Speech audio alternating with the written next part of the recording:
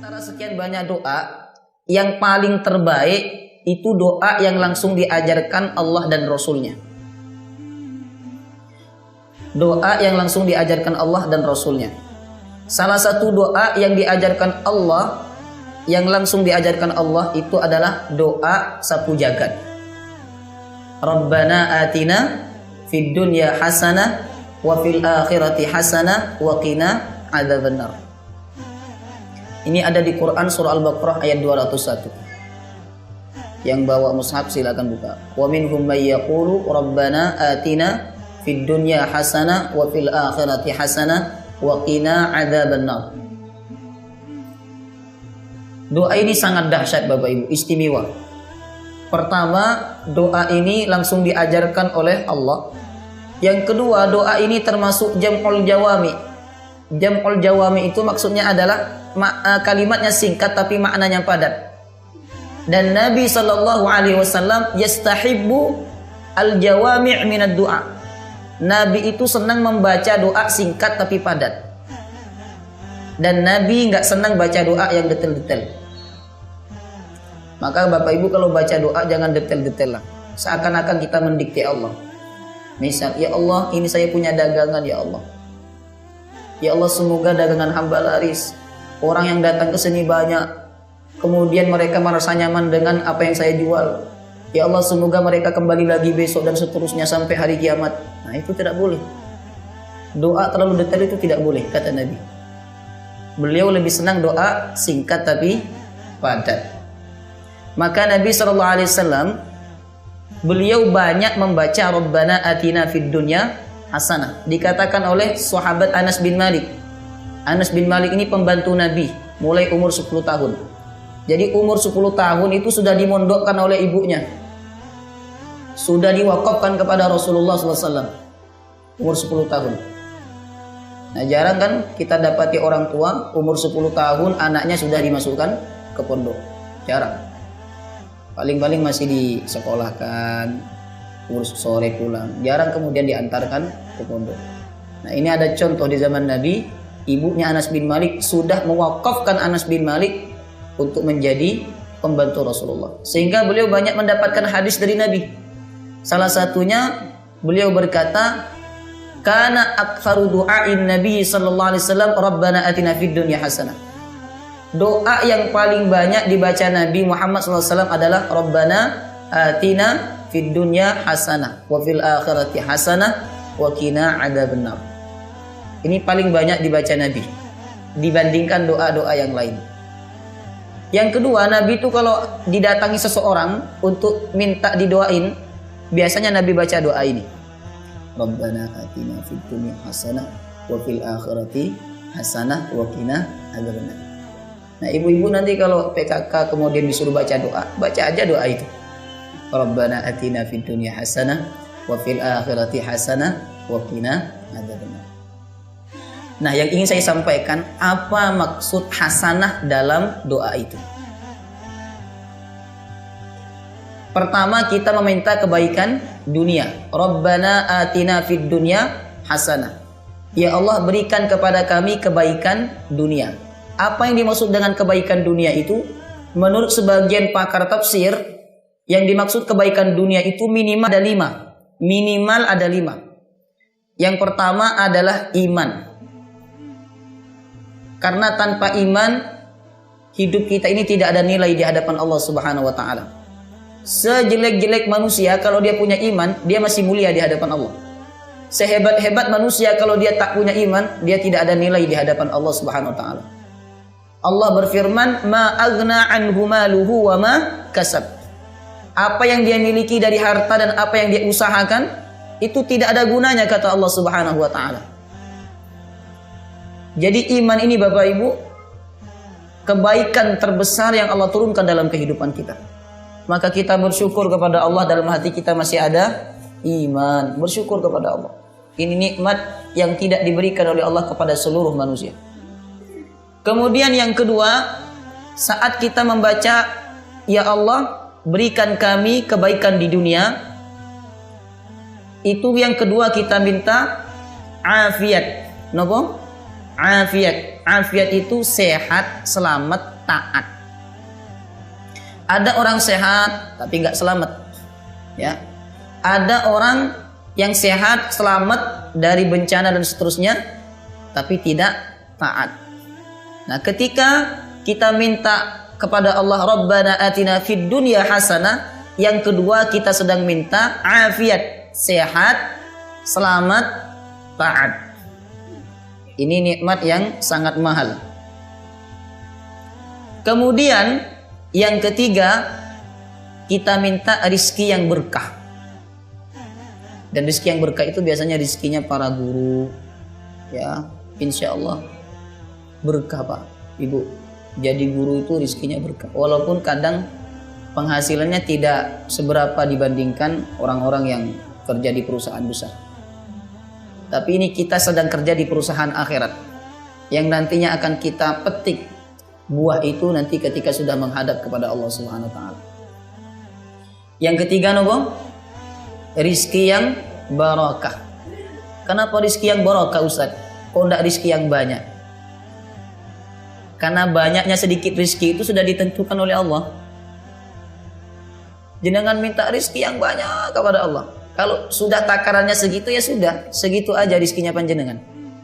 Makanya Nabi mengajarkan doa, kita minta rizki yang barakah. Allahumma inni as'aluka ilman nafi'a wa rizqan thayyiba. Ya Allah, hamba memohon kepadamu ilmu yang bermanfaat dan rizki yang barakah. Banyak sedikit itu sudah ditentukan oleh Allah. Maka jangan risau masalah rizki. Kita cukup bekerja, berpikir, sudah. Jangan kemudian kita risau, jangan kemudian kita khawatir. Karena rizki itu sudah ditakar oleh Allah. Saya kasih 2 hadis kepada Bapak Ibu supaya tidak risau dalam masalah rizki ini. Hadis yang pertama, hadis sahih, dua-duanya hadis sahih. Yang pertama, Nabi bersabda, manusia itu tidak diwafatkan kecuali rizkinya sudah diberikan sempurna oleh Allah. Kalau kita masih hidup, berarti rizki kita masih ada, napa badan? Masih ada. Maka jangan kita berkata, ya Allah sepertinya rizki saya tidak ada, mati ajalah saya. Tidak boleh. Kemudian yang kedua, kata Rasulullah, engkau lari dari rizkimu yang menjadi bagianmu, maka rizkimu akan datang menemuimu. Kita lari dari rizki itu, kita tidak mau. Kalau sudah menjadi bagiannya, maka rizki itu akan datang kepada kita. Kata Syekh Mutawalli Asy-Sya'rawi, kamu tidak tahu di mana alamat rizkimu, tapi rizkimu tahu di mana alamat rumahmu. Saya ulang lagi, ini boleh dibuat status nih.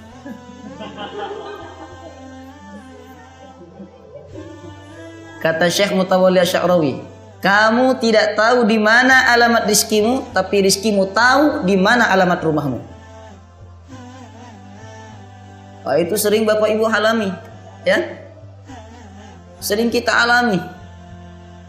Tiba-tiba ada orang yang ngantarkan ini itu ke rumah kita. Kalau saya pribadi sering banget itu. Pagi-pagi datang ke rumah. Assalamualaikum. Waalaikumsalam. Nggih Pak. Ngapunten Ustaz. Ada apa Pak? Ngantarkan sayur.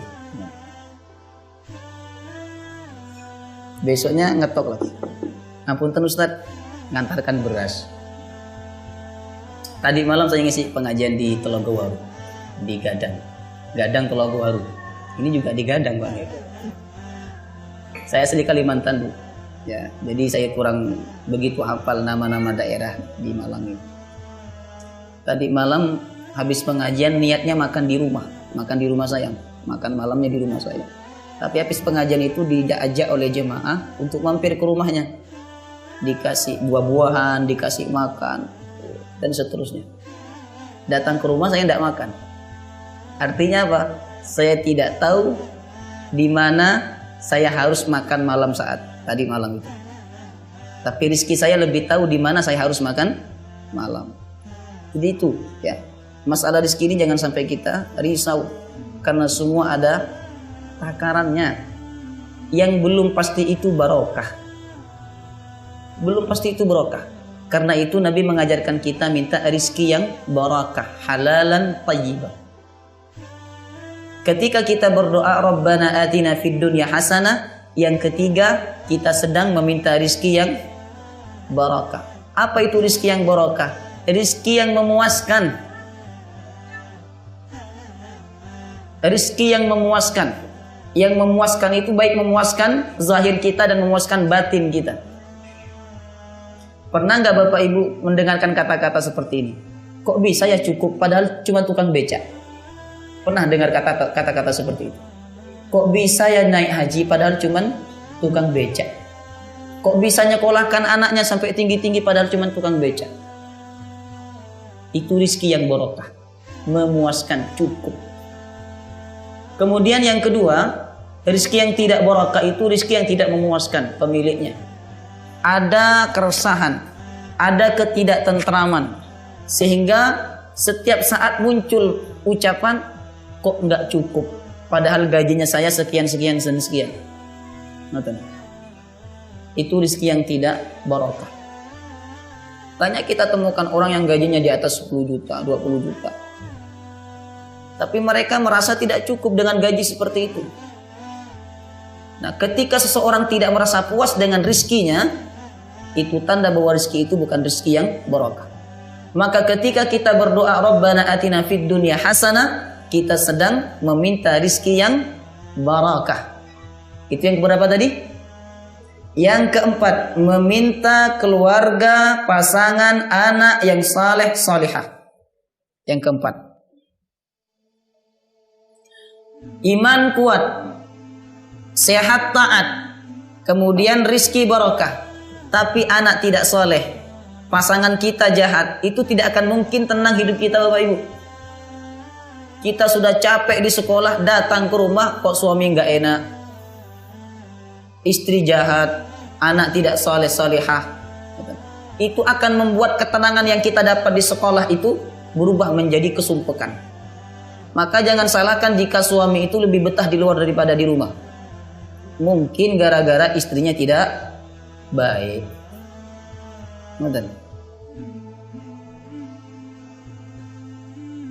Kemudian anak yang salihah itu kalau kita pulang dari sekolah, ya, habis ngajar, pulang ke rumah, lihat anak kita baca Quran, senang apa badan? Senang, tenang hati itu. Ada kepuasan batin. Tapi kalau kita pulang ke rumah lihat anak kok super banget, ya, mecahkan ini, mecahkan itu dan seterusnya. Waduh, itu buat hati kita kesel, sumpah. Maka ketika kita berdoa Rabbana atina fid dunya hasanah, saat itu kita sedang minta apa? Keluarga, pasangan, dan anak-anak yang saleh salihah. Rabbana hablana min azwajina wa dzurriyyatina qurrata a'yun waj'alna lil muttaqina imama. Ya Allah, anugerahkan kepada kami pasangan, keturunan qurrata a'yun yang menyenangkan, yang menjadi pelipur lara. Waj'alna lil muttaqina imama. Ya Allah, jadikan orang-orang yang bertakwa itu sebagai imam kami. Kemudian yang kelima, ini yang terakhir, minta husnul khatimah. Kita doa Rabbana atina fid dunya hasanah. Itu kita sedang minta husnul khatimah. Anak baik, rizki lancar, barakah, iman kuat. Tapi kalau ujungnya tidak bagus, percuma kehidupan yang kita bangun ini Bapak Ibu. Kemudian selain kita meminta kebaikan dunia, kita juga meminta kebaikan akhirat. Karena hidup ini bukan hanya sekali. Habis ini ada kehidupan yang panjang abadi kekal, yaitu kehidupan akhirat. Karena itu kita perlu minta kebaikan yang lebih banyak di akhirat. Wa fil akhirati hasanah. Ya Allah, berikan pula kebaikan kepada kami di akhirat. Apa kebaikan itu? Yang pertama, tenang ketika di padang mahsyar. Yang kedua, hisab yang ringan. Tenang ketika di padang mahsyar. Itu yang pertama. Karena di padang mahsyar ini Bapak Ibu, semua suasana menakutkan. Allah datangkan neraka jahanam. Di Quran surah Al-Fajr. Bi jahannama yawma idzi yatadzakkarul insan wa anna lahu dzikra. Ya, saya lupa awalannya. Kata Allah, neraka jahanam itu akan didatangkan.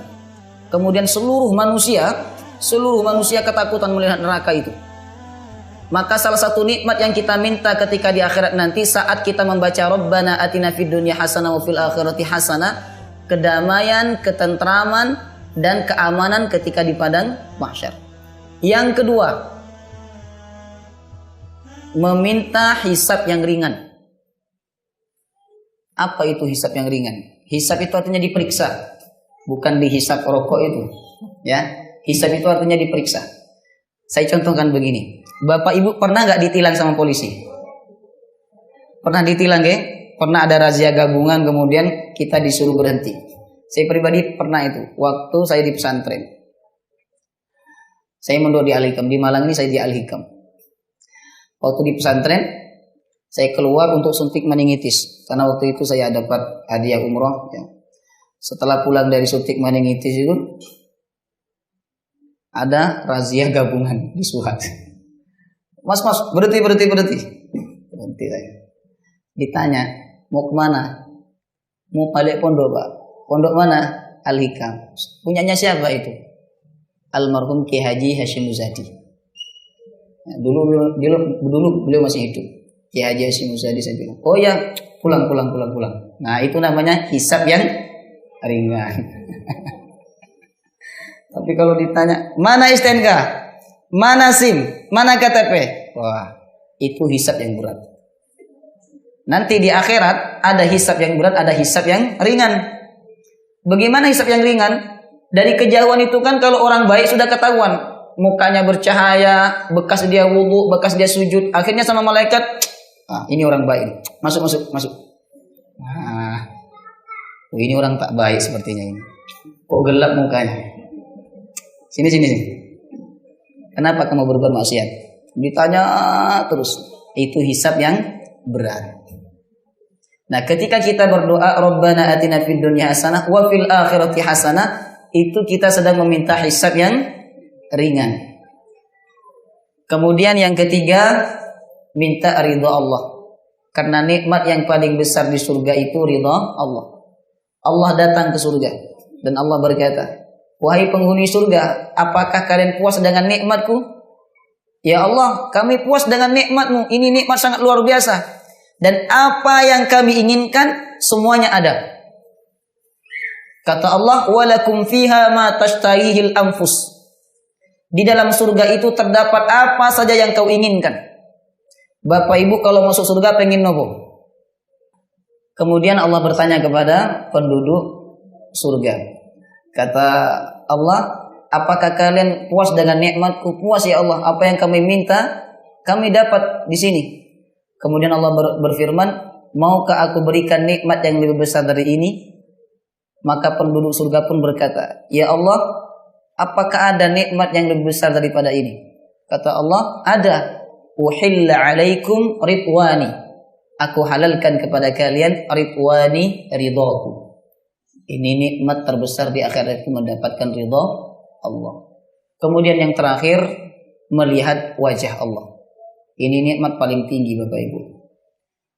Ila rabbiha nadhirah. Dia bisa melihat Allah Subhanahu wa taala yang indah, yang istimewa. Jika ciptaannya indah, apalagi penciptaannya. Itulah yang kita minta.